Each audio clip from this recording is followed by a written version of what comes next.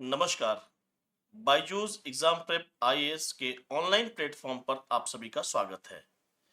आज हम फिर टारगेट प्रीलिम्स 2024 के अंतर्गत भारतीय राज्य व्यवस्था का सेशन 5 लेकर के आए हैं, जिनके माध्यम से हम विभिन्न प्रश्नों के माध्यम से हम तथ्यों को पूरी तरीके से परिभाषित करेंगे और अपने विषय तक पहुंचेंगे।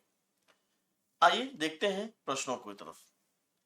पहला प्रश्न है, संघ या किसी राज्य के कार्यकलाप से संबंधित सेवाओं और पदों के लिए नियुक्तियां करने में अनुसूचित जातियों और अनुसूचित जनजातियों के सदस्यों के दावों का प्रशासन की दक्षता बनाए रखने की संगति के अनुसार ध्यान रखा जाएगा।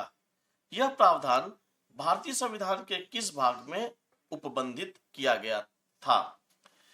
बात अनुसूचित जातियों एवं अनुसूचित जनजातियों अर्थात कुछ विशेष वर्गों हेतु विशेष उपबंध की बात की जाती है।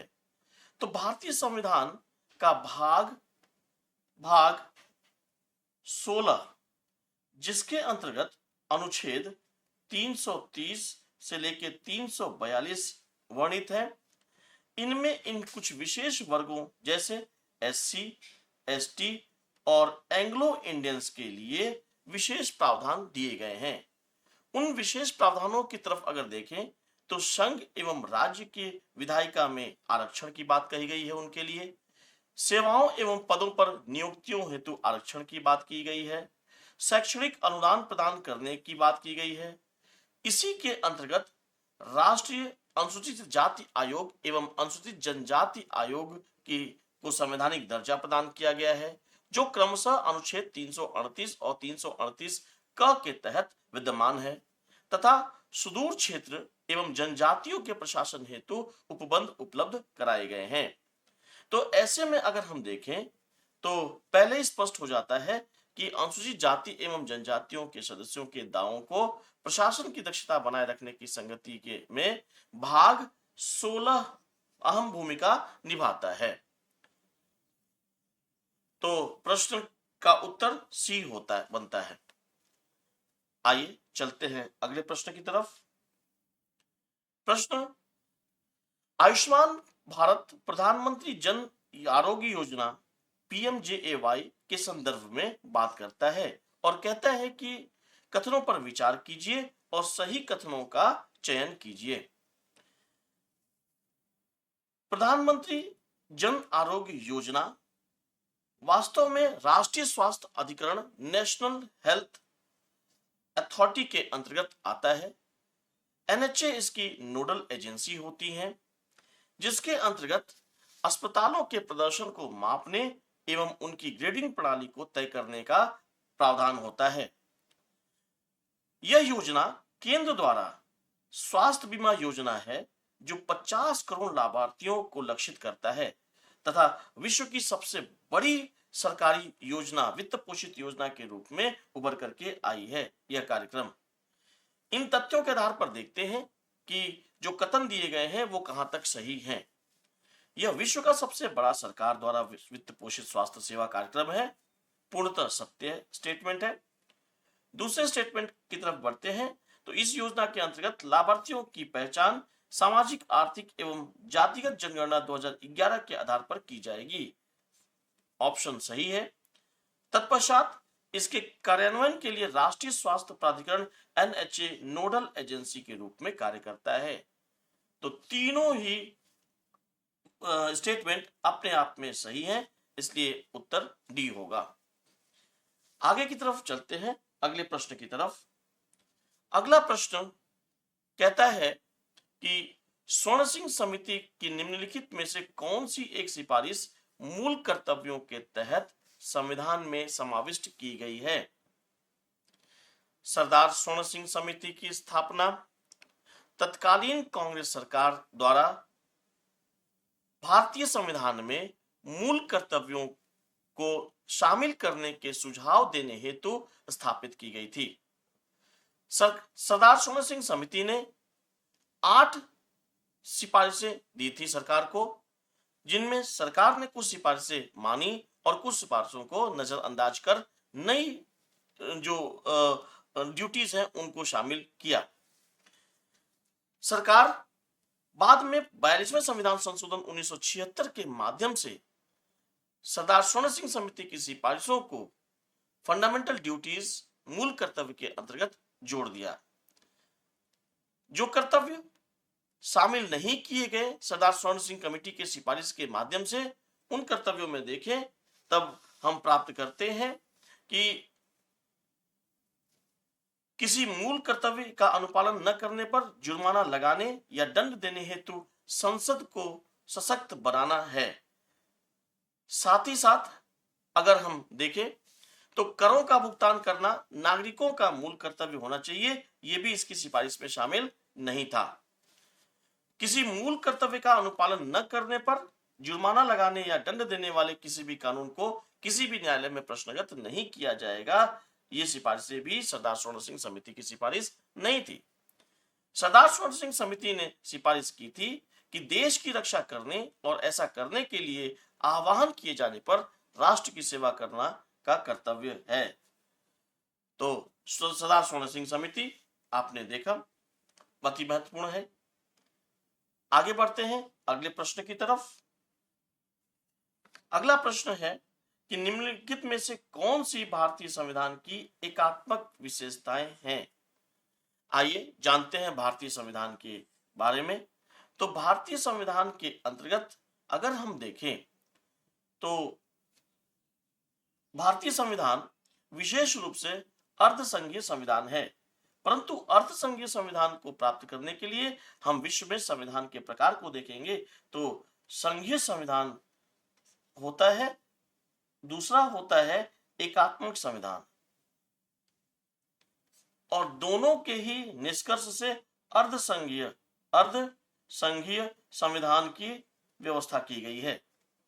संघीय संविधान के अंतर्गत 5 गुण जिस संविधान में पाए जाते हैं उन संविधान को संघीय संविधान की व्यवस्था के अंतर्गत रखे जाते हैं। पहला है शक्तियों का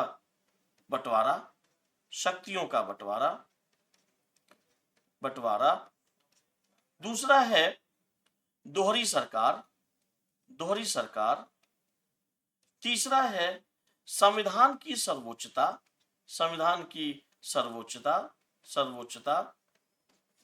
चौथा है कठोर संविधान, और पांचवा है स्वतंत्र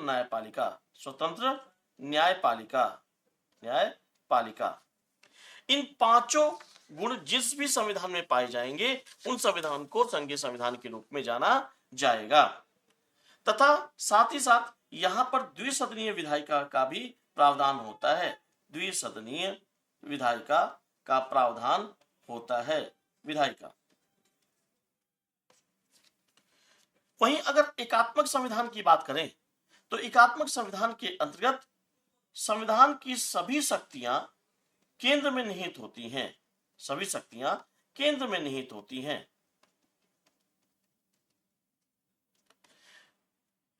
जबकि संघीय संविधान में शक्तियों का बंटवारा केंद्र एवं राज्य के मध्य होता है। अर्धसंघीय व्यवस्था के अंतर्गत अगर हम देखें तो मजबूत केंद्र के साथ संघीय व्यवस्था का प्रावधान होता है जो भारत में विद्यमान है। तो इसमें अगर हम एकात्मक विशेषता को ध्यान में रखें तब हम देखते हैं कि भारत का संविधान एकल संविधान है, अर्थात संविधान केंद्र उन्मुखी है। तो पहला ऑप्शन सही जाता है। वहीं दूसरा देखें तो आपातकालीन उपबंध भी केंद्र की सरकार ही लगा सकती है, संघ सरकार लगा सकती है, केंद्र सरकार, इसलिए ये भी ऑप्शन ठीक है। अखिल भारतीय सेवाएं केंद्र स्तर की सेवाएं हैं जिनकी नियुक्ति केंद्र सरकार करती है। अखिल भारतीय सेवाएं, एकीकृत निर्वाचन तंत्र जिसके माध्यम से भारत के इलेक्शन कमीशन ऑफ इंडिया जो केंद्र के अंतर्गत पार्लियामेंट के चुनाव करवाती है और राज्य के अंतर्गत राज्य विधानसभाओं का भी चुनाव करवाती है। ये एक केंद्रीकृत व्यवस्था है, एकीकृत निर्वाचन तंत्र है, इसलिए ये भी एकात्मक संविधान के अंतर्गत आएगा। राज्यों में राज्यपाल की नियुक्ति केंद्र द्वारा की जाती है, राष्ट्रपति द्वारा की जाती है, अतः यह भी एकात्मक व्यवस्था के अंतर्गत आएगा। अगर हम सभी उपबंधों को देखें यहां पर, तो हमारा उत्तर डी निकलता है। 1, 2, 3, 4 और 5 ये सभी भारतीय संविधान की एकात्मक विशेषताएं हैं। आइए चलते हैं अगले प्रश्न की तरफ। और अगला प्रश्न कहता है कि भारतीय संविधान के अनुच्छेद 358 और 359 निम्नलिखित में से किस स्थिति से संबंधित है? 358 और 359 विशेष रूप से भाग 18 के अंतर्गत अनुच्छेद 352 से 360 के अंतर्गत विद्यमान है, जो आपातकाल से संबंधित है। आपातकाल से संबंधित है। भारत में देखें तो भारत में 3 प्रकार के आपातकाल प्राप्त होते हैं। एक राष्ट्रीय आपातकाल, जो अनुच्छेद 352 में वर्णित है। वहीं राज्यों में राष्ट्रपति शासन,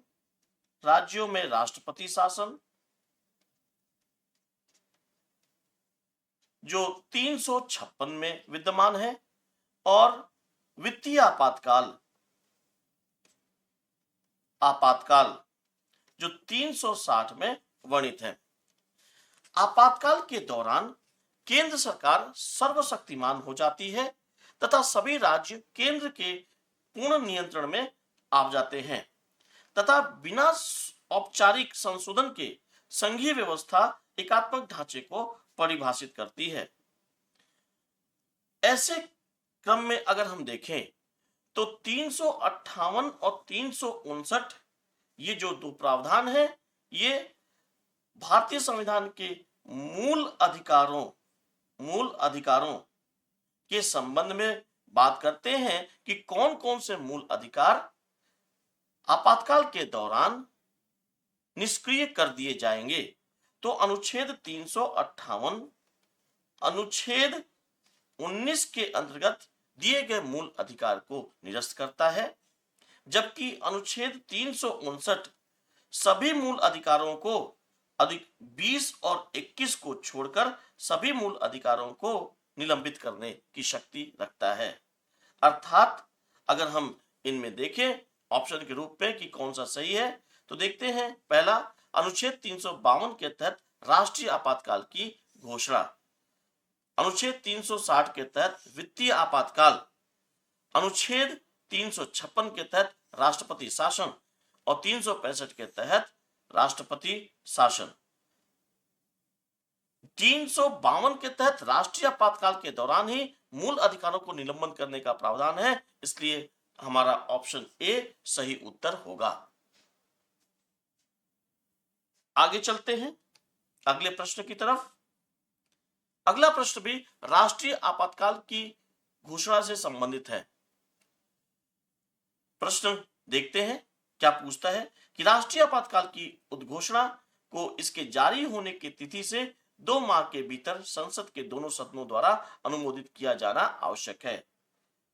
दूसरा कथन है, यदि संसद के दोनों सदनों द्वारा इसका अनुमोदन किया जाता है तो आपातकाल 6 माह तक जारी रहता है और प्रत्येक 6 माह पर संसद के अनुमोदन द्वारा इसे अनिश्चित काल तक बढ़ाया जा सकता है। पुनः चर्चा करते हैं आपातकाल को लेकर के। आपातकाल की घोषणा राष्ट्रपति करता है और वह भी मंत्रिमंडल की लिखित सुझाव पर। आपातकाल की चर्चा करने के दौरान हम इसको 42वें संविधान संशोधन 1976 के पहले और बाद के क्रम को जानने की कोशिश करते हैं, क्योंकि 42वें संविधान संशोधन के माध्यम से इसमें बहुत सारे परिवर्तन किए गए हैं। इसके पूर्व की बात अगर हम करें तो पूर्व की बातों में राष्ट्रपति सिर्फ मंत्रिपरिषद की सलाह पर ही आपातकाल की घोषणा करता था और जिसका अनुमोदन संसद के दोनों सदनों द्वारा 2 माह के अधीन कर लिया जाता था। परंतु 42वें संविधान संशोधन के माध्यम से अगर हम देखें, माफ करिएगा, 44वें संविधान संशोधन 1978 है। 44वें संविधान संशोधन 1978 के माध्यम से इसमें जो परिवर्तन लाया गया वो ये कि पहला कि राष्ट्रपति सिर्फ और सिर्फ लिखित सुझाव पर ही आपातकाल की घोषणा करेगा तथा घोषणा करने के बाद 1 माह अर्थात 30 दिन के भीतर इसे दोनों सदनों द्वारा परिभाषित किया जाएगा या दोनों सदनों द्वारा पास किया जाएगा, अनुमोदित किया जाएगा तथा यदि उस समय अनुमोदन करने के दौरान या अनुमोदन करने के 30 दिन के भीतर लोकसभा विघटित हो जाती है तो नई लोकसभा के आने के 30 दिन के भीतर इसे लोकसभा के द्वारा अनुमोदित किया जाना आवश्यक है, बशर्ते राज्यसभा पहले ही इसका अनुमोदन दे चुकी हो।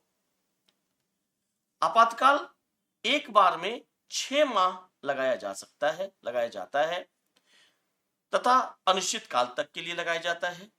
6 माह पूर्व होने पर यदि इसके जारी रखने की आवश्यकता पड़ती है तो ऐसे में पुनः संसद के दोनों सदनों द्वारा अनुमोदित करना आवश्यक बनता है।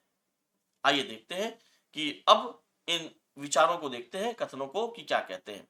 राष्ट्रीय आपातकाल की उद्घोषणा को जारी होने की तिथि से 2 माह के भीतर संसद के दोनों सदनों द्वारा अनुमोदित किया जाना आवश्यक है। ये 2 माह का जो अनुमोदन है ये पूर्ववर्ती अनुमोदन था, ये 1 माह कर दिया गया है। 1 माह 44वें संविधान संशोधन 1978 के द्वारा। इसलिए पहला जो कथन है वो गलत साबित होता है। दूसरे कथन की तरफ आगे बढ़ते हैं। यदि संसद के दोनों सदनों द्वारा इसका अनुमोदन किया जाता है तो आपातकाल 6 माह के तक जारी रहता है और प्रत्येक 6 माह पर संसद के अनुमोदन द्वारा इसे अनिश्चित काल तक बढ़ाया जा सकता है। पूर्णतः सत्य कथन है। जैसा अभी हमने चर्चा भी किया था कि 30 दिन के भीतर दोनों सदनों के द्वारा अनुमोदित किया जाना आवश्यक है। तो इसका जो उत्तर होगा वो केवल 2 यानी बी ऑप्शन होगा। आइए अब बढ़ते हैं अगले प्रश्न की तरफ। अगला प्रश्न कहता है कि निम्नलिखित में से कौन से अधिकार प्राण एवं दैहिक स्वतंत्रता के संरक्षण का अधिकार का हिस्सा है। प्राण एवं दैहिक स्वतंत्रता की बात करता है, अनुच्छेद 21 की बात करता है, अनुच्छेद 21 मूल अधिकार की बात करता है। मूल अधिकार की घोषणा में विधि द्वारा स्थापित प्रक्रिया के अतिरिक्त किसी भी अन्य प्रकार से किसी व्यक्ति को उसके जीवन या दैहिक स्वतंत्रता से वंचित नहीं किया जा सकता। जबकि सुप्रीम कोर्ट ने मेनका गांधी केस 1978 में विधि सम्यक प्रक्रिया के उपरांत पुनः स्थापित करते हुए कहा कि यह अन्य अधिकारों की जगह दी गई है 1921 में और इसके अंतर्गत लगभग 35 अन्य अधिकार को शामिल किया गया है जो कि अनुच्छेद 21 के तहत आते हैं। इन अधिकारों में अगर हम देखें तो कौन कौन से अधिकार शामिल है, 35 का वर्णन कर पाना यहां संभव नहीं है, इसलिए हम सीधे ऑप्शन की तरफ आगे बढ़ते हैं और देखते हैं कि कौन कौन सा अधिकार 21 के तहत प्राप्त होता है। किसी राज्य से बाहर न निकाले जाने का अधिकार, यह भी आपका अनुच्छेद 21 के तहत प्राप्त होगा। दूसरा, विदेश यात्रा करने का अधिकार, यह भी मूल अधिकार 21 के तहत प्राप्त होगा। मौन रहने की स्वतंत्रता वास्तव में अनुच्छेद 19 के तहत वाक्य एवं अभिव्यक्ति की स्वतंत्रता के उपरांत इसकी व्यवस्था की गई थी, इसलिए ये 21 में नहीं आएगा। जबकि पहाड़ी क्षेत्रों में सड़क का अधिकार, यह भी मूल अधिकार के तहत आएगा अनुच्छेद 21 के तहत। तब हम देखते हैं कि विकल्प सी अर्थात 1, 2 और 4 सही उत्तर आता है। आगे अगले क्रम में हम देखते हैं, प्रश्न है नागरिकता अधिनियम 1955 से संबंधित है। और उनमें भी जब हम देखते हैं तो नागरिकता अधिनियम 1955 नागरिकता प्राप्त करने की विधि के बारे में चर्चा करता है और दूसरा नागरिकता खोने के संदर्भ में भी बात करता है। हमारा प्रश्न नागरिकता खोने के संदर्भ में बात कर रहा है। देखें तो नागरिकता अधिनियम 1955 के तहत व्यक्ति भारत का नागरिक है तो वो किन कारणों से अपनी नागरिकता खो सकता है, उनमें 3 प्रावधान बताए गए हैं। पहला प्रावधान है स्वैच्छिक परित्याग। स्वैच्छिक परित्याग जिसे हम रिनंसिएशन कहते हैं। दूसरा है समाप्ति के द्वारा। समाप्ति के द्वारा अर्थात टर्मिनेशन। तीसरा है वंचित करने के द्वारा अर्थात डिप्राइवेशन।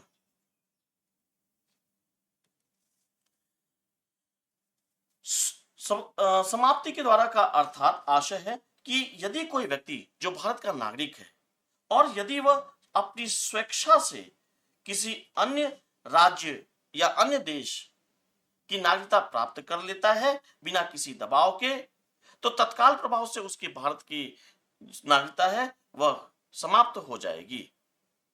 वहीं अगर वंचित करने के द्वारा बात करें तो किसी फर्जी तरीके से या संविधान का अनादर करते हुए पाया जाता है या फर्जी तरीके से नागरिकता प्राप्त करता है या नागरिकता प्राप्त करने के प्रथम 5 वर्ष के अंदर 2 वर्ष के सश्रम कारावास या किसी प्रकार के किसी भी कोर्ट द्वारा कारावास की निर्णय लिया जाता है या नागरिकता प्राप्त करने के उपरांत पिछले 7 वर्षों से भारत की सीमा में नहीं रह रहा हो, ऐसे में जबरदस्ती उससे उसकी नागरिकता छीन ली जाएगी, उसको नागरिक होने से वंचित कर दिया जाएगा डिप्राइवेशन के केस में। जबकि स्वैच्छिक परित्याग के अंतर्गत कोई व्यक्ति यदि अपनी इच्छा से अपनी स्वेच्छा से भारत की नागरिकता का परित्याग कर देता है तो ऐसे में उस व्यक्ति के बालक या उस व्यक्ति के जो अवयस्क संतान होगी वह भी उसकी भी नागरिकता समाप्त हो जाएगी। एक प्रावधान इसमें यह भी रहता है कि जब वह बालक जो अवयस्क है अगर वह वयस्क होगा होते ही अब उसके ऊपर निर्भर करता है कि वह भारत का नागरिक बना रहना चाहता है या नहीं। ऐसे में अगर उसको भारत की नागरिकता चाहिए तो प्रदान कर दी जाएगी, लेकिन तत्काल प्रभाव से चूंकि वह अभी अवयस्क है और उसके माता पिता ने अगर परित्याग कर दिया है, स्वैच्छिक परित्याग कर दिया है, तो उसकी भी नागरिकता नहीं रहेगी। इन सूचनाओं के आधार पर यदि हम देखें कि हमारे कथन क्या कहते हैं, पहला कथन कहता है कि जब कोई व्यक्ति अपनी भारतीय नागरिकता त्याग देता है तो उस व्यक्ति की प्रत्येक अवयस्क संतान की भी नागरिकता समाप्त की जाएगी। तो पहला स्टेटमेंट भी सही है।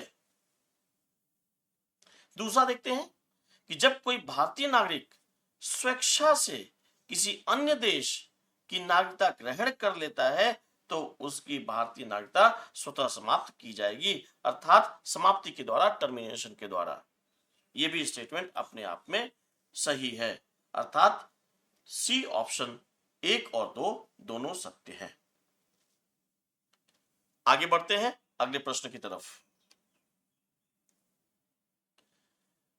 अगला प्रश्न कहता है कि भारतीय संविधान के तहत निम्नलिखित में से कौन से अधिकार और विशेषाधिकार केवल भारत के नागरिकों को प्रदान किए गए हैं, विदेशियों को नहीं।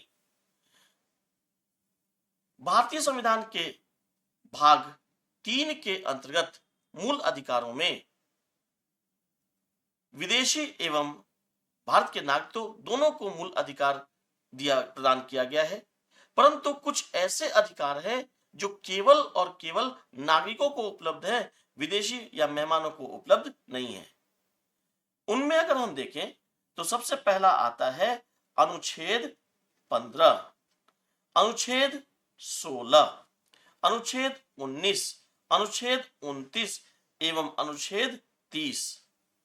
साथ ही साथ अगर हम देखें तो इसमें वह किसी सरकारी पद पर आसीन नहीं हो सकता है, सरकारी पद पर बने रहने की व्यवस्था, पद पर बने रहने की व्यवस्था। साथ ही साथ केंद्र एवं राज्य के अधीन, केंद्र एवं राज्य के अधीन चुनाव नहीं लड़ना या वोटर के रूप में वोट नहीं डालना भी शामिल है। ये जो अधिकार हैं, ये अधिकार विदेशियों को वंचित है। ये अधिकार केवल और केवल भारतीय नागरिकों को ही प्रदत्त है। देखिए, पहला कहता है कि धर्म, मूलवंश, जाति, लिंग या जन्म स्थान के आधार पर भेदभाव के विरुद्ध अधिकार, अर्थात अनुच्छेद 15 की बात करता है, जो कि केवल और केवल नागरिकों को प्रदत्त है। वहीं दूसरा देखिए, वाक्य एवं अभिव्यक्ति की स्वतंत्रता, सम्मेलन करने, संघ बनाने, संरक्षण, निवास और वित्त की स्वतंत्रता का अधिकार, अर्थात अनुच्छेद 19 की बात करता है, जो कि केवल और केवल भारतीय नागरिकों को ही संबंधित है। तीसरा, उच्चतम न्यायालय न्यायपालिका में न्यायाधीश के रूप में सेवा करने का अधिकार, पद धारण करने का अधिकार भी केवल और केवल भारतीय नागरिकों को है, विदेशियों को नहीं है। तीसरा भी सही है। संसद या राज्य विधानमंडल की सदस्यता के लिए चुनाव लड़ने का अधिकार, अर्थात चुनाव लड़ने एवं वोट देने का अधिकार केवल और केवल भारतीय नागरिकों को प्रदत्त है, यह विदेशियों को प्राप्त नहीं है। तो ये चौथा स्टेटमेंट भी सही है। उत्तर के रूप में देखें तो ऑप्शन डी, जिसमें 1, 2, 3, 4 सभी सही हैं, यह आपका उत्तर बनता है। इसी क्रम में बढ़ते हुए हम अन्य चैप्टर्स को भी रिवीजन के तौर पर देखते हैं, और वो भी प्रश्नों के माध्यम से। जब तैयारी एक लेवल की हो जाती है तो ऐसे में हमेशा परीक्षा के नजदीक अभ्यर्थियों को प्रश्नों के माध्यम से अपने सारे सिलेबस को रिवाइज करने की आवश्यकताएं पड़ती हैं, जिससे प्रश्न की भी प्रैक्टिस हो जाती है और चैप्टर्स और सिलेबस भी रिवाइज हो जाता है। आइए देखते हैं अगले क्रम में अगले प्रश्न की तरफ। अगला प्रश्न नीति आयोग से संबंधित है। NITI Aayog, NITI Aayog national institution for transforming India, जिसकी स्थापना 1 जनवरी 2015 को की गई तथा यह पूर्ण रूपेण 1 अप्रैल 2017 से कार्य करना शुरू कर दिया। नीति आयोग योजना आयोग, पूर्ववर्ती योजना आयोग की जगह कार्य करता है। नीति आयोग का अध्यक्ष प्रधानमंत्री होते हैं, जबकि प्रधानमंत्री द्वारा नियुक्त व्यक्ति इसका उपाध्यक्ष होता है, तथा इस उपाध्यक्ष का जो पद है वह केंद्र संघ के मंत्री, कैबिनेट मंत्री के स्तर का होता है।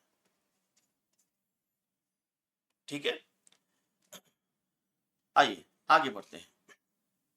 इसमें कुछ ऐसे भी सदस्य होते हैं जो पूर्णकालिक होते हैं, कुछ ऐसे भी सदस्य होते हैं जो कि अंशकालिक होते हैं, वहीं पदेन सदस्य भी होते हैं, सीईओ भी होते हैं, और साथ में नीति आयोग का अपना एक सचिवालय भी कार्य करता है।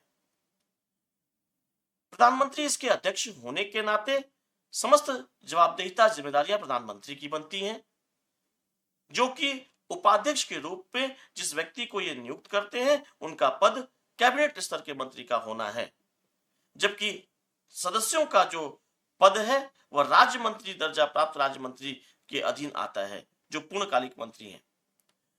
अंशकालिक जो सदस्य है उनको वो अधिकतम 2 हो सकते हैं। पदेन सदस्य प्रधानमंत्री द्वारा नियुक्त 4 मंत्री जो उनकी मंत्रिपरिषद के सदस्य हैं होते हैं।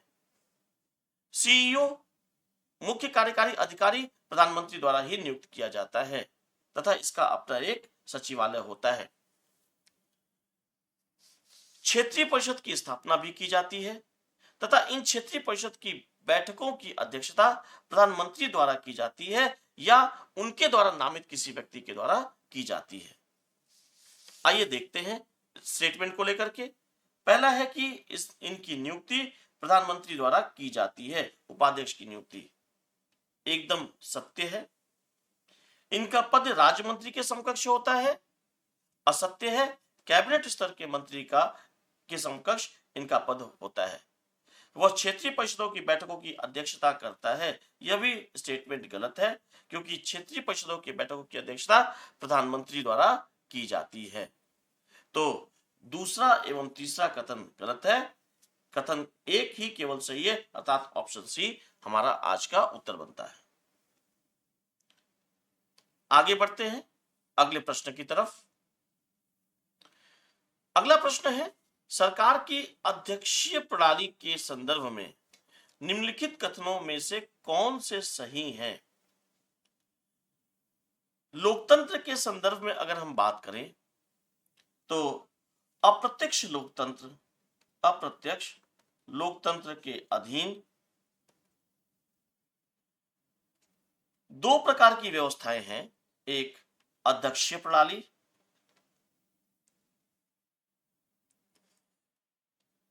और दूसरा है संसदीय प्रणाली। और ये दोनों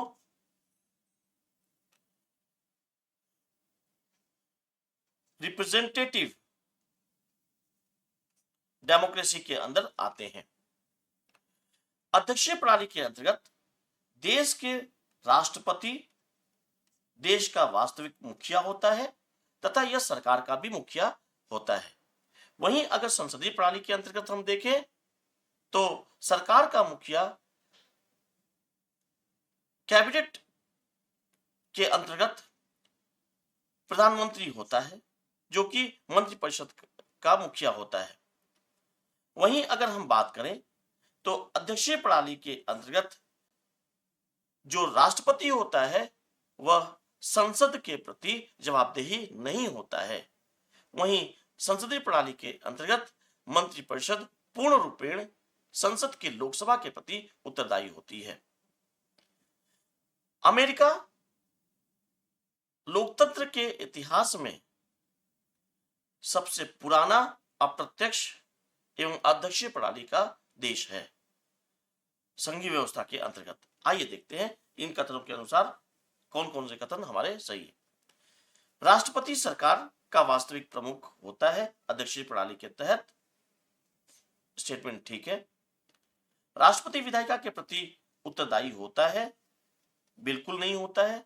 संसद के प्रति बिल्कुल भी उत्तरदायी नहीं होता है। यह व्यवस्था संसदीय प्रणाली में कायम है।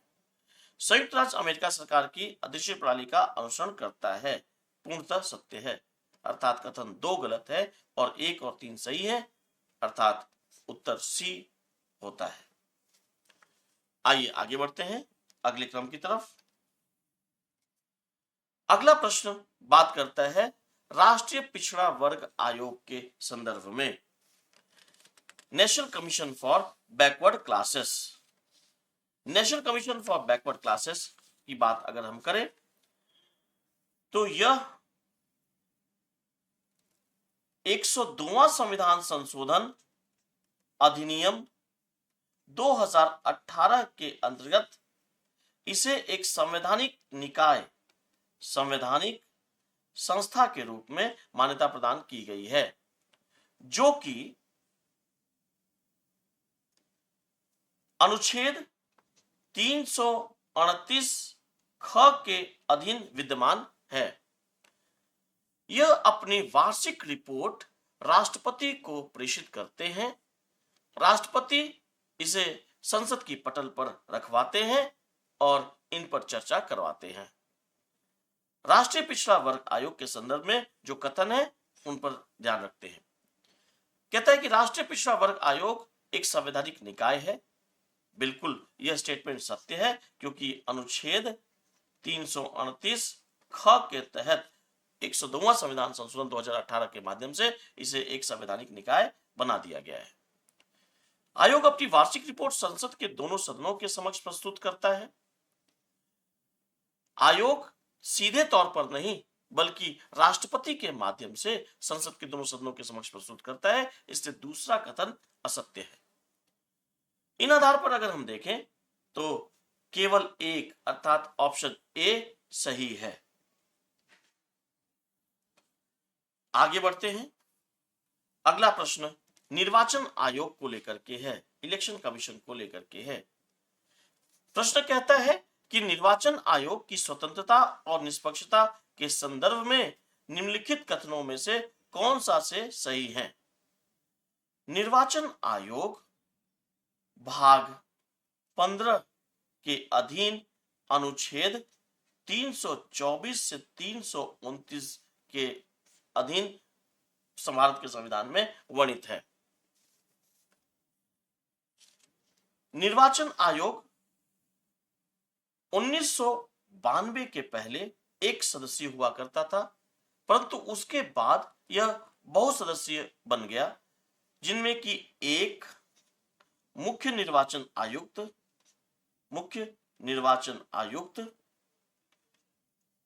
और वहीं दो निर्वाचन आयुक्त के रूप में यह 3 सदस्यीय आयोग है।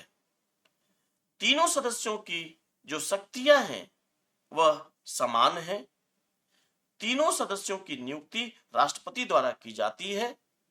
संविधान में इनकी अर्हताओं का कोई वर्णन नहीं है। साथ ही साथ तीनों के अधीन शक्तियां बराबर रूप से बांटी गई हैं। सेवानिवृत्ति के संदर्भ में अगर हम बात करें तो मुख्य निर्वाचन आयुक्त सुप्रीम कोर्ट के जज की तरह हटाया जाएगा अपने पद से, वहीं अन्य निर्वाचन आयुक्त मुख्य निर्वाचन आयुक्त की सलाह पर राष्ट्रपति द्वारा हटाए जाएंगे। देखते हैं प्रश्न क्या कहता है। पहला स्टेटमेंट कहता है कि संविधान में निर्वाचन आयोग के सदस्यों की अर्हता निर्धारित नहीं की गई है। सत्य कथन है। दूसरा, संविधान में निर्वाचन आयोग के सदस्यों के कार्यकाल को निर्दिष्ट किया गया है। इनके कार्यकाल से संबंधित कोई भी समय तय नहीं है, बस इतना ही कहा गया है कि 6/65 वर्ष जो भी पहले पूर्ण हो जाए। वहीं इसलिए यह स्टेटमेंट पूरी तरीके से गलत है। तीसरा है, संविधान में सेवानिवृत्त के बाद निर्वाचन आयुक्तों को सरकार द्वारा अन्य दूसरी नियुक्तियों पर रोक नहीं लगाई गई है। सत्य कथन है, क्योंकि सेवानिवृत्ति के बाद सरकार द्वारा अन्य नियुक्तियों के लिए भी ये उपलब्ध रहते हैं। आगे बढ़ते हैं अगले प्रश्न की तरफ, और अगला प्रश्न जो है वह है लोकपाल को लेकर के। लोकपाल लोकायुक्त के संदर्भ में है।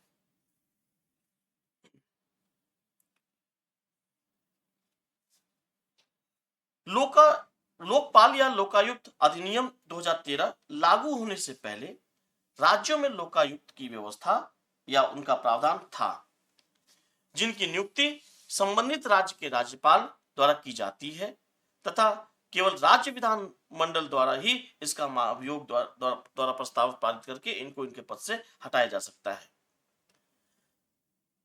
इनका काम भ्रष्टाचार निवारण हेतु है।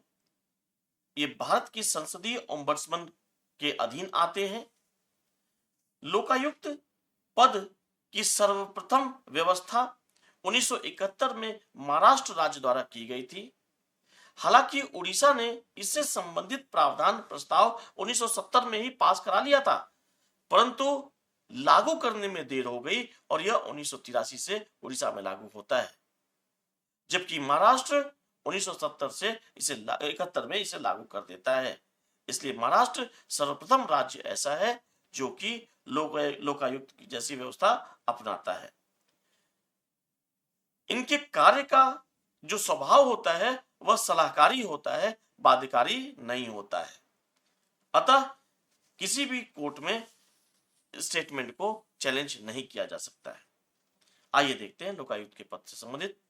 लोकायुक्त का पद का गठन सर्वप्रथम 1971 में महाराष्ट्र में हुआ। सही कथन है।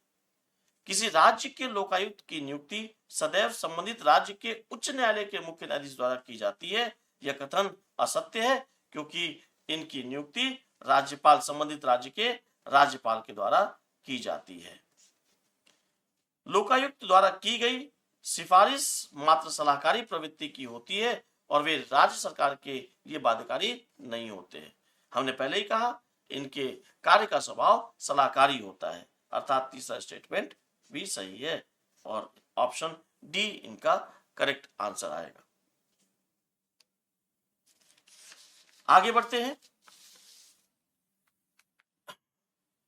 प्रत्येक लोकतंत्र के संदर्भ में निम्नलिखित युग्मों पर विचार कीजिए, जिनके अंतर्गत परिप्रेक्ष्य की बात की गई है, अर्थात जिसे हम रेफरेंडम कहते हैं,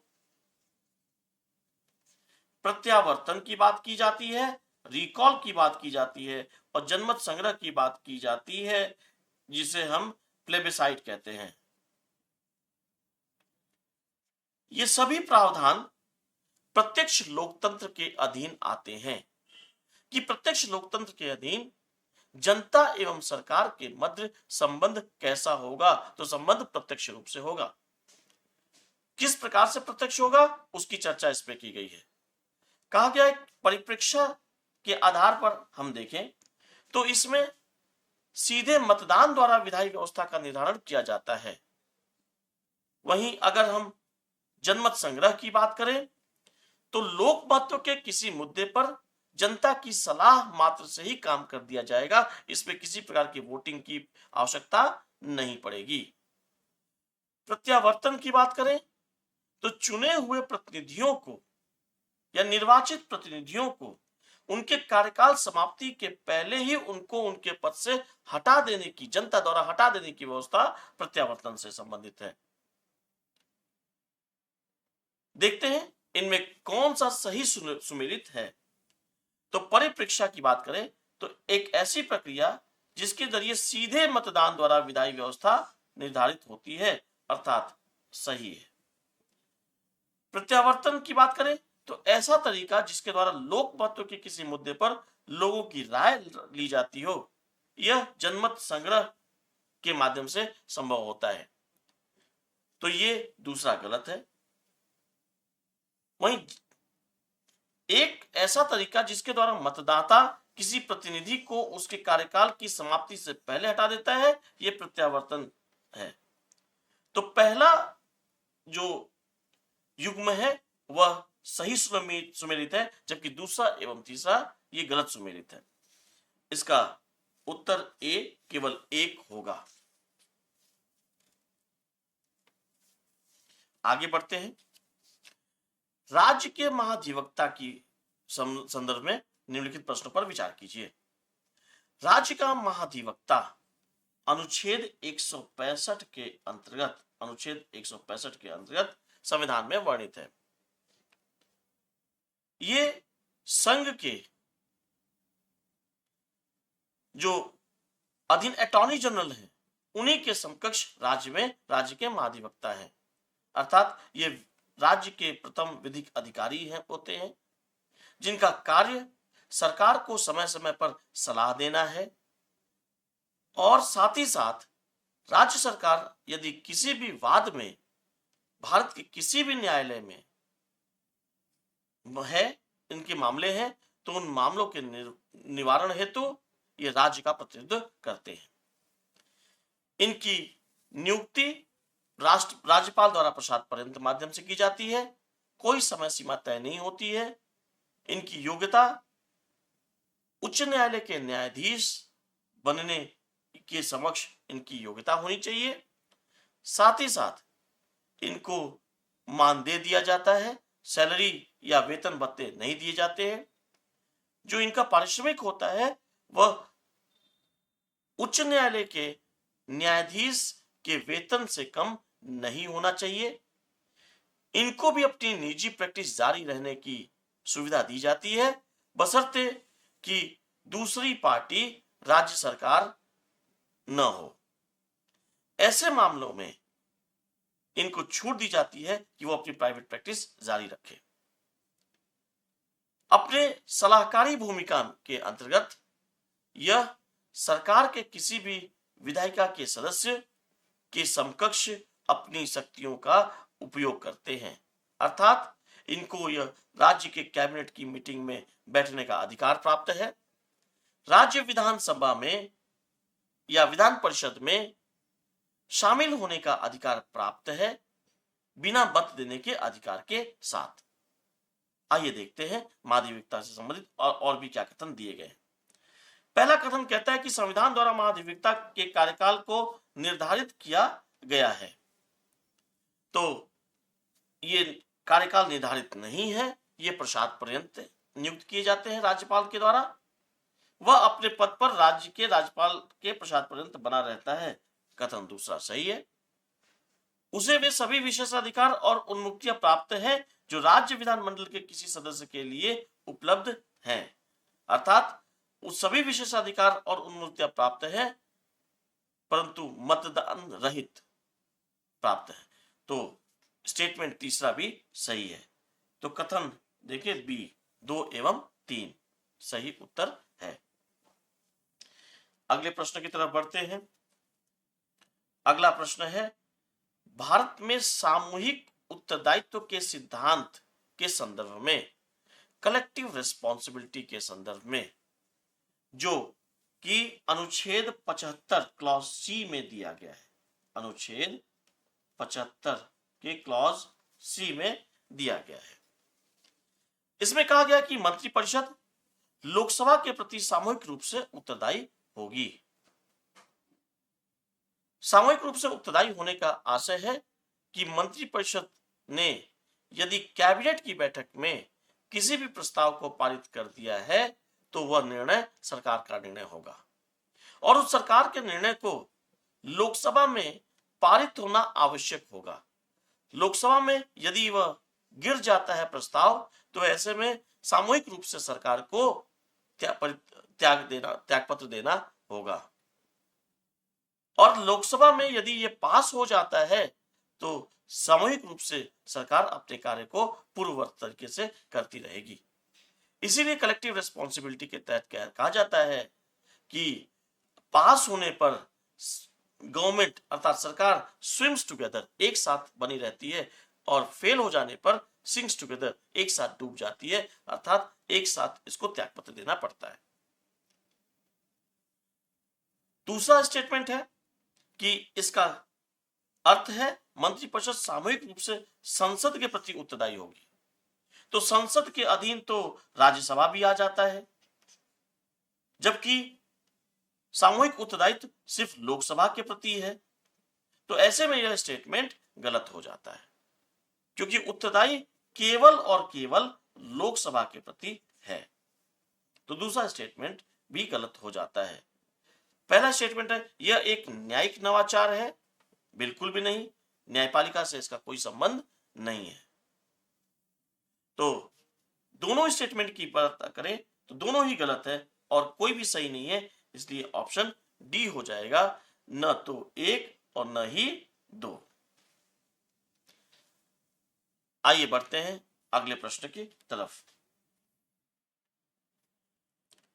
मुख्य निर्वाचन आयुक्त चीफ इलेक्शन कमिश्नर के संदर्भ में बात करते हैं। अभी पिछले ही प्रश्न के में निर्वाचन आयोग से संबंधित वाले प्रश्न में हमने इस बात का जिक्र किया कि निर्वाचन आयोग बहुसदस्यीय संस्था है जिनमें 3 सदस्य होते हैं। पहला मुख्य निर्वाचन आयुक्त होता है और 2 निर्वाचन आयुक्त होते हैं। तीनों शक्तियों का बराबर बंटवारा करते हैं, तीनों की शक्तियां समान होती हैं और तीनों की नियुक्ति राष्ट्रपति द्वारा की जाती है। राष्ट्रपति 2 अन्य निर्वाचन आयुक्तों को उनके पद से केवल और केवल मुख्य निर्वाचन आयोग की सलाह पर निकाल सकता है, निष्कासित कर सकता है। जबकि मुख्य निर्वाचन आयुक्त के निष्कासन की बात करें तो यह उच्चतम न्यायालय सुप्रीम कोर्ट के न्यायाधीश के तर्ज पर इसको इसके पद से हटाया जाता है। आइए देखते हैं कि स्टेटमेंट क्या कहता है। पहला स्टेटमेंट कहता है कि मुख्य निर्वाचन आयुक्त और अन्य निर्वाचन आयुक्तों की नियुक्ति राष्ट्रपति द्वारा की जाती है। पूर्णतः सत्य कथन है। दूसरे कथन की तरफ आगे बढ़ते हैं तो कहता है कि मुख्य निर्वाचन आयुक्त और दो अन्य निर्वाचन आयुक्तों के पास समान शक्तियां होती है तथा उनके वेतन भत्ते और अन्य अनुलाभ भी समान होते हैं। बिल्कुल सही संदर्भ है। तीसरे की तरफ बढ़ते हैं तो मुख्य निर्वाचन आयुक्त राष्ट्रपति के प्रसाद पर्यंत अपने पद पर बना रहता है, प्रसाद पर्यंत पद पर नहीं बना होता है। यह स्टेटमेंट को गलत साबित करता है, अर्थात 1 और 2 सही है। ऑप्शन ए है, क्योंकि हमने पहले ही चर्चा कर रखी है कि इनको इनके पद से कैसे निष्कासित किया जाए। तो जो उच्चतम न्यायालय के न्यायाधीश हैं, जिस तरीके से उनको उनके पद से पदच्युत किया जाता है, ठीक वही इनको भी इनके पद से हटाने के लिए लागू किया जाता है। अगले प्रश्न की तरफ आगे बढ़ते हैं। अगला प्रश्न जो है वो राज्य के मंत्री परिषद से संबंधित है। देखते हैं, कथनों पर विचार करते हैं। उसके पहले राज्य मंत्री परिषद की अगर हम बात करें तो राज्य में मंत्री परिषद की जो अधिकतम संख्या निर्दिष्ट नहीं की गई है संविधान में, इसके संदर्भ में अगर हम देखें तो कहा जाता है कि 91वां संविधान संशोधन 2003 के माध्यम से अनुच्छेद 164 1A जोड़ा गया, जो यह सुनिश्चित करता है कि किसी भी राज्य में उस राज्य के मंत्री परिषद की संख्या उस राज्य के विधानसभा के कुल संख्या के 15% से अधिक नहीं होनी चाहिए। 15% से अधिक नहीं होनी चाहिए, अर्थात 15% तक हो सकती है। परंतु उसी में एक उपबंध यह भी दिया गया है कि कुल मंत्रिमंडल की संख्या 12 से कम भी नहीं होनी चाहिए, अर्थात 12 न्यूनतम और अधिकतम 15% राज्य विधानसभा की कुल संख्या के से 15% तक होनी चाहिए। देखते हैं, संविधान राज्य मंत्रिपरिषद में मंत्रियों की अधिकतम संख्या निर्दिष्ट नहीं करता है। ठीक है, तो इसमें यह गलत हो जाएगा क्योंकि 91वां संविधान संशोधन के माध्यम से करता है। जबकि मंत्रिपरिषद द्वारा राज्यपाल को दी गई सलाह की जांच किसी भी न्यायालय में नहीं की जाएगी। एकदम सही कथन है, क्योंकि राज्यपाल को जो सलाह दी जाती है मंत्रिपरिषद के द्वारा, वह सलाहकार किसी भी न्यायपालिका में वाद योग्य नहीं है। तो इसमें देखें तो ऑप्शन बी आपका सही उत्तर आता है, केवल 2।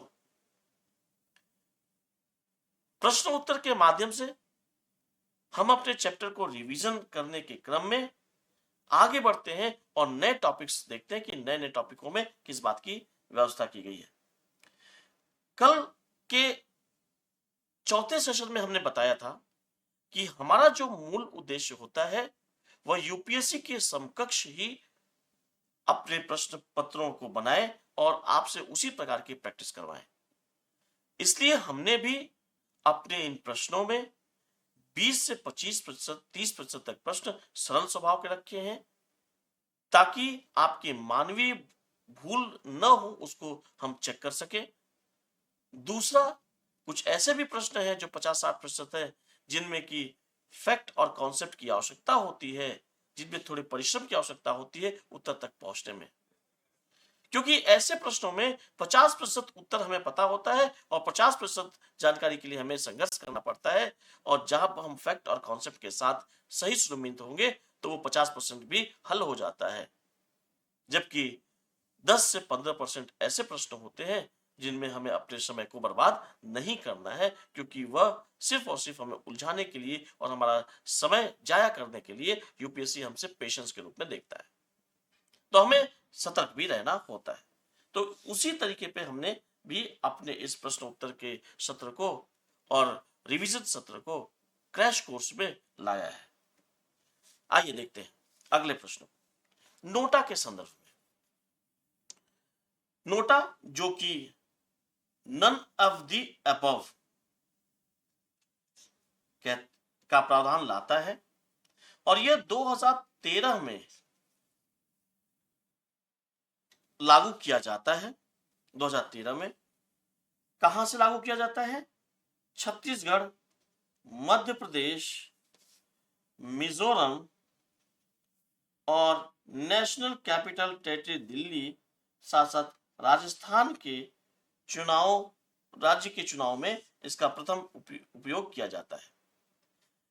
2014 में जो 16वीं लोकसभा है उसमें भी इसका प्रयोग किया जाता है नोटा का। अर्थात नोटा के अंतर्गत यदि मतदाता उपलब्ध किसी भी उम्मीदवार से संतुष्ट नहीं है तो वह नोटा के माध्यम से अपना वोट सभी को नकारने के क्रम में अपना वोट दे सकता है नोटा कि हमें इसमें से कोई भी उपयुक्त नहीं पसंद है।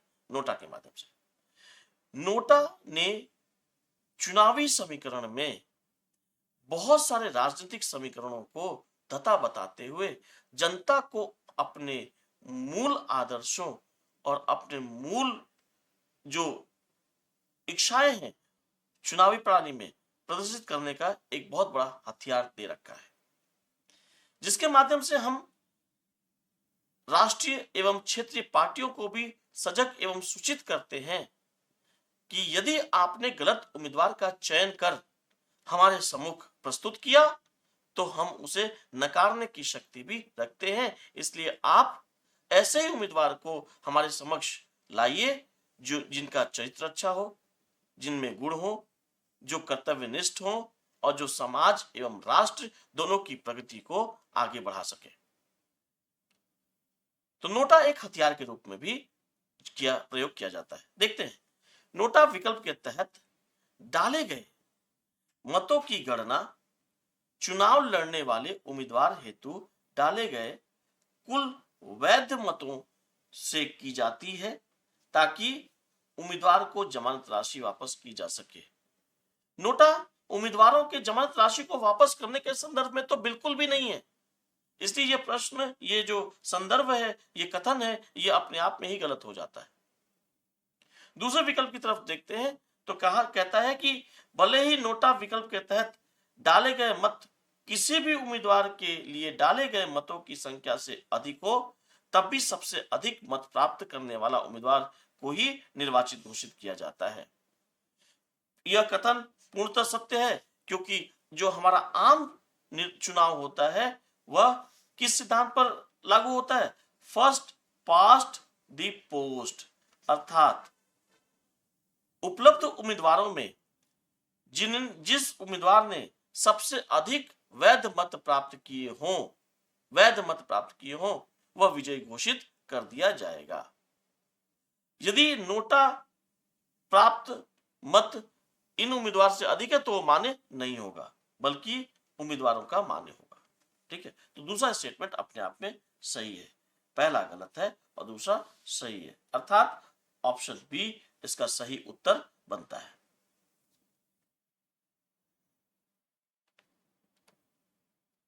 पढ़ते हैं अगले प्रश्न की तरफ। अगला प्रश्न विपक्ष के नेता के संदर्भ में बात करता है। दो सदन, निचला सदन लोकसभा और ऊपरी सदन राज्यसभा। प्रधानमंत्री जिस सदन का सदस्य होता है उस सदन का नेता भी होता है। यदि प्रधानमंत्री लोकसभा का सदस्य है तो ऐसे में वह लोकसभा का सदन का नेता भी होगा। यदि प्रधानमंत्री राज्यसभा से आते हैं तो ऐसे में वह राज्यसभा में सदन के नेता होंगे। दूसरे सदन में ये सदन के नेता की नियुक्ति करते हैं और ऐसे में वो अपनी कैबिनेट के किसी अनुभवी मंत्री को जो कि दूसरे सदन का सदस्य है उनको सदन के नेता के रूप में नियुक्त करते हैं। प्रधानमंत्री इसके साथ साथ प्रमुख विपक्षी दल जो कि न्यूनतम कुल संख्या के 10% सीट से अधिक प्राप्त करता हो और प्रमुख विपक्षी दल हो, उस विपक्षी दल से किसी एक व्यक्ति को विपक्ष का नेता भी बनाता है दोनों सदनों में। तो प्रधानमंत्री नियुक्त करता है विपक्ष के नेता को, विपक्षी दल के नेता को। आइए देखते हैं कि विपक्ष के नेता का पद एक संवैधानिक पद है। संविधान में इसका वर्णन कहीं पर भी नहीं है, यह व्यवस्था के अधीन है, इसलिए इसको ये जो विकल्प है वो सही नहीं है। सदन की कुल संख्या के 10वें हिस्से या उससे अधिक सदस्य संख्या वाले सबसे बड़े विपक्षी दल के नेता को उस सदन में विपक्ष का नेता के रूप में मान्यता दी जाती है, जिसकी नियुक्ति खुद प्रधानमंत्री करता है विपक्ष के रूप में। ठीक है, तो ये स्टेटमेंट सही है। जो विपक्ष का नेता होता है, चाहे वो लोकसभा में हो चाहे राज्यसभा में हो, उसको केंद्रीय कैबिनेट मंत्री पद के बराबर माना जाता है और उनकी शक्तियां उनके बराबर प्रदान की जाती है, उनकी सुविधाएं उन कैबिनेट मंत्री के बराबर की जाती हैं। देखते हैं, एलओपी के वेतन, भत्ते या अन्य सुविधाएं कैबिनेट मंत्री के बराबर होती हैं। स्टेटमेंट सही है, अर्थात केवल 2 और 3, ऑप्शन ए सही है। आगे बढ़ते हैं अगले प्रश्न के संदर्भ में। कहता है कि निम्नलिखित में से किन विशेष परिस्थितियों में संसद द्वारा राज्य सूची में शामिल विषयों पर कानून बना सकती है। विशेष परिस्थितियों की बात करता है कि जिसमें कि संसद जो है वो कानून बना सके। ऐसे में अगर हम देखें तो केंद्र के विषय में, केंद्र की सूची में जो विषय हैं उन पर संसद कानून बनाती है और राज्य के विषय में, राज्य की सूची में जो विषय हैं उन पर राज्य की विधानसभाएं जो है वो कानून बनाती है। परंतु यहां दिया गया कि वो कौन सी ऐसी विशेष परिस्थितियां हैं जिनमें राज्य की सूची में वर्णित विषयों पर केंद्र की संसद कानून बना सकती है। तो भारतीय संविधान में अनुच्छेद 249 ऐसा प्रावधान रखता है जो यह प्रस्तुत करता है कि राज्य की सूची के विषय पर केंद्र कानून या विधि का निर्माण कर सकता है, परंतु ऐसे विषय सबसे पहले राज्यसभा में प्रस्तुत किए जाएंगे। यदि राज्यसभा 2/3 बहुमत से पास कर दे तो लोकसभा इन विषयों पर अपने कानून बना सकती है। लेकिन वो कौन सी स्थिति परिस्थिति होगी जिनमें राज्यसभा 249 के तहत 2/3 बहुमत से पास करके लोकसभा को यह इजाजत देगा कि वह राज्य के विषयों पर कानून का निर्माण कर सके। तो ऐसे में देखते हैं तो सबसे एक अहम है कि जब कोई राज्य का विषय राष्ट्रहित का विषय बन जाए या फिर 2 या अधिक राज्यों के मध्य समझौतों द्वारा केंद्र से यह आग्रह किया जाए कि आप हमारे बिहाफ पर ये कानून बना दीजिए, ऐसे में, या फिर अंतर्राष्ट्रीय संधियों या समझौता के संदर्भ में यदि राज्य किसी अंतर्राष्ट्रीय संधि या समझौते के लिए जाता है तो राज्य अकेले नहीं जाएगा, राज्य केंद्र के माध्यम से जाएगा और ऐसे के लिए केंद्र विधि का निर्माण करेगा। या राष्ट्रीय आपातकाल की उद्घोषणा के संदर्भ में अगर हम बात करें तो ऐसे में भी संसद जो है वह विधि का निर्माण करेगी। आइए दिए गए प्रश्नों के हिसाब से हम देखते हैं कि कौन सा कथन सत्य है, क्योंकि हमें सही कथन का चुनाव करना है। पहला कथन कहता है कि राज्यसभा का एक संकल्प द्वारा स्थापित राष्ट्रहित में, राज्यसभा के एक संकल्प द्वारा स्थापित राष्ट्रहित में। राज्यसभा का संकल्प कैसे है? 2/3 बहुमत से पास करके, परंतु जो विषय है वह राष्ट्रहित में होना चाहिए, इसलिए पहला जो स्टेटमेंट वो सही प्रतीत होता है, बिल्कुल ही सही है। दूसरा है दो या दो से अधिक राज्यों के संसद से अनुरोध करने की स्थिति में, हमने जिक्र किया, तो इस संदर्भ में भी ये दूसरा स्टेटमेंट भी सही है। तीसरा है अंतरराष्ट्रीय संधियों और समझौतों को लागू करने में, ये भी स्टेटमेंट सही है। चौथा स्टेटमेंट कहता है राज्य विधानसभा चुनाव के कारण आदर्श आचार संहिता लागू होने की स्थिति में ऐसी कोई परिस्थिति नहीं है जिनमें कि यदि राज्य में आदर्श आचार संहिता लागू हो तो केंद्र नहीं बना सकता है, विधि का निर्माण नहीं कर सकता है। ये स्टेटमेंट पूरी तरीके से गलत स्टेटमेंट है। तो आपका 1, 2 और 3 ये स्टेटमेंट सही है, अर्थात केवल 1, 2 और 3 डी ऑप्शन सही है। चलते हैं अगले प्रश्न की तरफ और देखते हैं कि किन विषय पर प्रश्न पूछ रहा है। अगला प्रश्न विचार करने के लिए कह रहा है अखिल भारतीय सेवाओं के गठन के संदर्भ में। अखिल भारतीय सेवाओं के अधीन ऑल इंडिया सर्विसेज जिसे कहते हैं 3 सेवाएं आती हैं और यह सेवा आईएएस, आईपीएस और आईएफएस फॉरेस्ट सर्विस भारतीय वन सेवा के संदर्भ में बात की गई है। सेवाओं की अगर हम बात करें तो संविधान में भाग 14 है जिनमें की अनुच्छेद 308 से लेकर के 323 तक वर्णित है। 308 से लेकर के 323 को 2 भागों में अगर विभक्त करते हैं तो 308 से 314 ये सेवाओं के बारे में बात करता है, सेवाओं के बारे में बात करता है, जबकि 315 से लेकर के 323 जो है इन सेवाओं की नियुक्ति हेतु विभिन्न संस्थानों की बात करता है, जैसे यूपीसी है, स्टेट पब्लिक सर्विस कमीशन है, ज्वाइंट पब्लिक सर्विस कमीशन है, सबऑर्डिनेट सिलेक्शन कमीशन है आदि की बात करता है 315 से लेकर के 323, जबकि सेवाओं के बारे में बात करता है 308 से लेकर के 314 तक। इनमें भी अखिल भारतीय सेवाओं के संदर्भ में कहा गया है कि ऐसे अधिकारियों की नियुक्ति केंद्र द्वारा की जाएगी, लेकिन इनको अपना राज्य का एक कैडर अलॉट कर दिया जाएगा और ये अपने समस्त सेवाएं 60 वर्ष तक की अपनी सारी सेवाएं उस राज्य को समर्पित होकर के करेंगे। बीच में वो केंद्र में प्रतिनियुक्ति पर आते रहेंगे, अर्थात केंद्र एवं राज्य दोनों की सेवाएं करेंगे, परंतु जिस राज्य का कैडर इनको आवंटित किया गया है अपनी समस्त सेवाएं उसी राज्य में प्रदान करेंगे, न कि किसी दूसरे राज्य में। आइए देखते हैं क्या है। अखिल भारतीय सेवाओं के गठन हेतु आधे राज्य के अनुसमर्थन के साथ संविधान संशोधन की आवश्यकता होती है।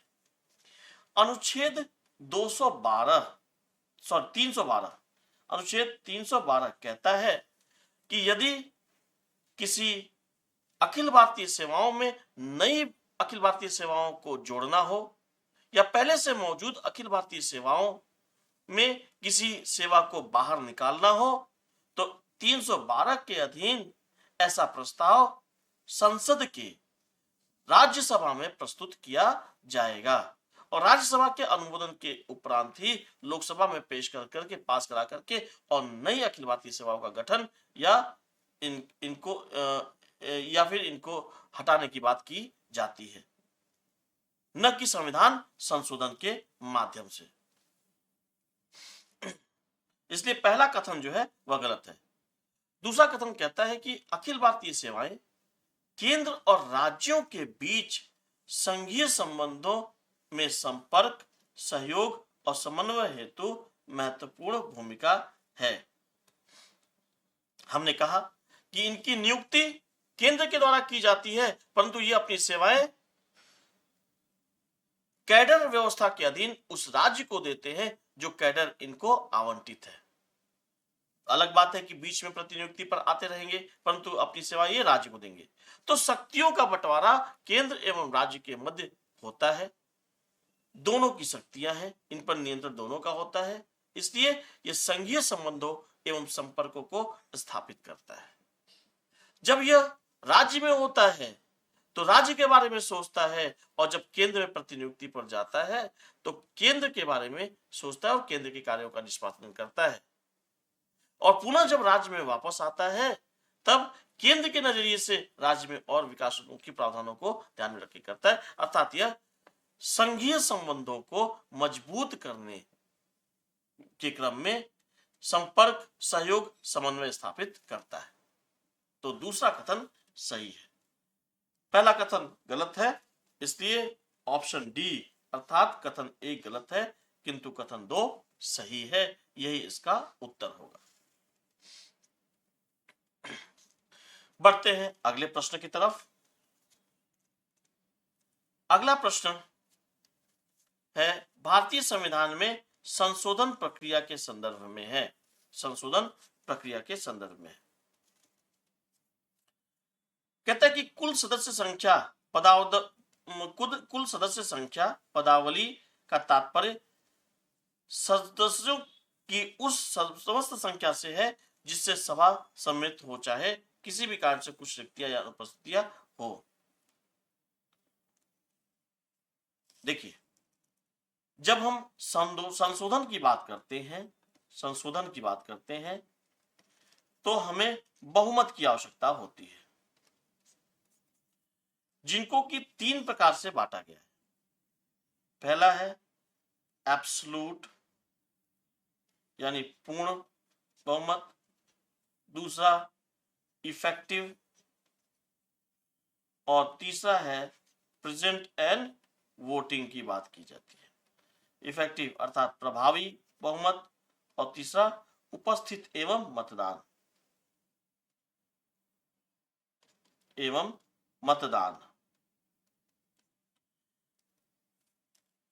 पूर्ण बहुमत का आशय सदन की समस्त सीटों से है, कुल सीटों से है। वहीं प्रभावी बहुमत का आशय कुल सीटों में से रिक्त स्थानों को घटाने के उपरांत जो बचता है वह होगा प्रभावी बहुमत का आधार।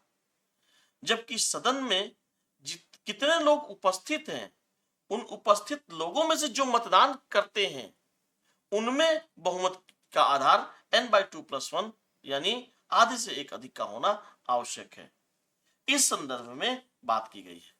तो कहता है कि कुल सदस्य संख्या पदावली से तात्पर्य सदस्यों की उस समस्त संख्या से है जिससे सभी सन्निमित हो, चाहे किसी भी कारण कुछ रिक्तियां अनुपस्थित हो।